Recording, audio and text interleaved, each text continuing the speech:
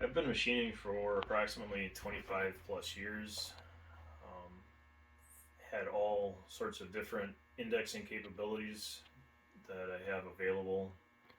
Um, the last 16 years, I've been doing this for myself, and the Rose Index really has kind of evolved from many indexers that I've utilized that, in one form or fashion, typically fall short.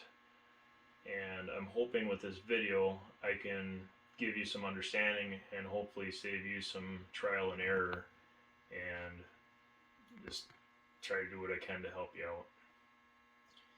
The Rotodex and the spin indexer really don't qualify for typical jobs, but again, it's something that I have at my disposal, and a lot of these things generally just collect dust.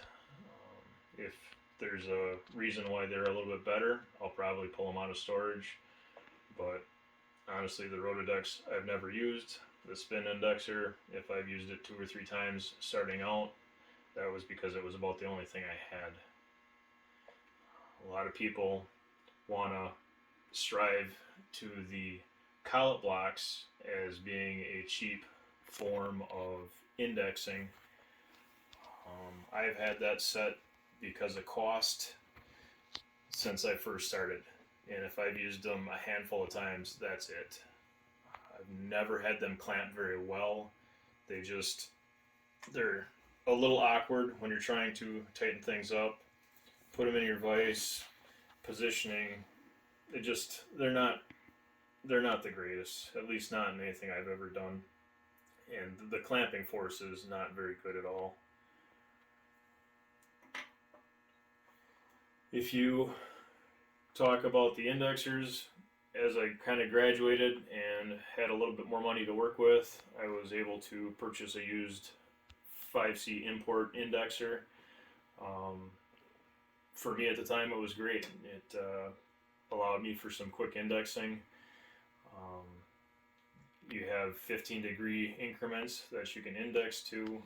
The runout's pretty good, but they kind of seize up a little bit. They don't really work the best, and a person really should clean them up, lubricate them quite often.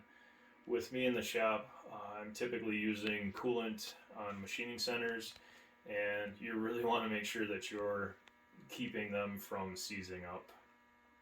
Um, as I got a little further into business, I was able to acquire a Hardinge. As far as I'm concerned, Hardinge make an amazing product. They're beautiful. Um, with all these options, you're pretty much at a 5C collet. You can, if you want to spend money, you can buy larger collets and adapters so that you can go over an inch. But generally speaking, everything in this realm is 1 inch or less. And when you get into the indexers, depending on your table space on your machine, they do start to take up a little bit of real estate with your work envelope. The collet blocks, small and convenient, but I've never had really any good luck with them. The Rose Index, the 1 inch version, almost takes care of the majority of the things that you can do with these indexes. In the future, I'll kind of give you some ideas as far as how to get other degree increments that you can do with the 3 different shapes. There's some things that I've kind of figured out over the time, but I will touch base on those more into the future. When we get into larger sizes than the 1 inch, the super spacer type indexer is what I have at my disposal next. I have one set up for larger work and I have one set up for the smaller work. They work all right. A little heavy. If you've ever endured a hernia surgery, you probably don't want to be throwing them around any more than you have to. Want to say that they're a little over 100 pounds a piece. The 2 inch Rose Index is under 2 pounds. They all kind of come out, they all kind of work out in their own place. I maybe use the super spacers maybe 3 to 4 times a year, but that's about it. I tend to just grab a Rose Index. I typically have vices on my table. Um, Very quick, very convenient, and I'm not messing around with these. And again, with the machines that I'm using, typically I have coolant. Um, these have internal components that you don't want starting to seize up, so I try to flood them with some oil or grease them up fairly well before I throw them back on the shelf. And then next up, this is an indexer. I have a collet set up for it. I don't have many collets because I don't have a need for that collet size, I haven't justified the expense in it. Collets of that size kind of add up pretty quickly, and to buy a full set, you have to have a justification for it the way I look at it. With the indexer, I can either manually index to the next position, my machines will tell it to go to the next position. I have a 3-jaw, a 4-jaw, and a faceplate for it, as well as with the collet head that I have. That's pushing 200 pounds, and unless you have some kind of an overhead lift, I don't really like picking it up anymore. Pretty much all of these types of indexes are physically the work holding, and they all have at some capacity a runout. On the higher end, the runouts are obviously much better.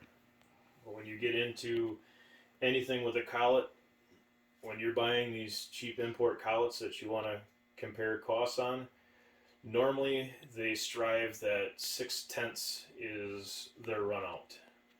By the time you put 6/10 in your collet, if you put any kind of runout into the block or the holder that you're working with, that is ultimately adding to the runout.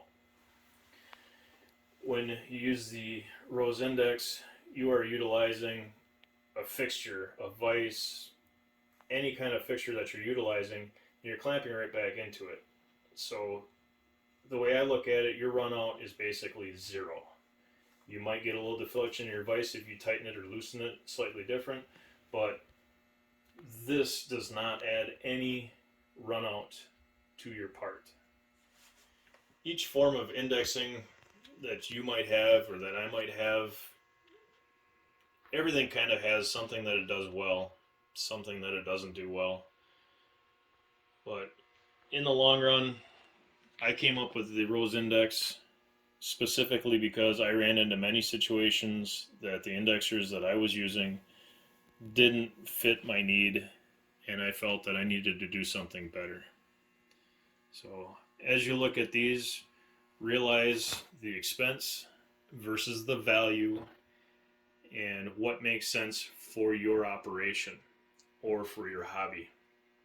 And I also recommend taking a little bit of look at how much space that you will be giving up for that indexing form. For me, these get used weekly and sometimes daily. I have quite a few of them because most times I actually utilize more than one, but in one drawer I still have a lot of space left over. In value and economically, I feel that my option is much better than the rest of them that I have.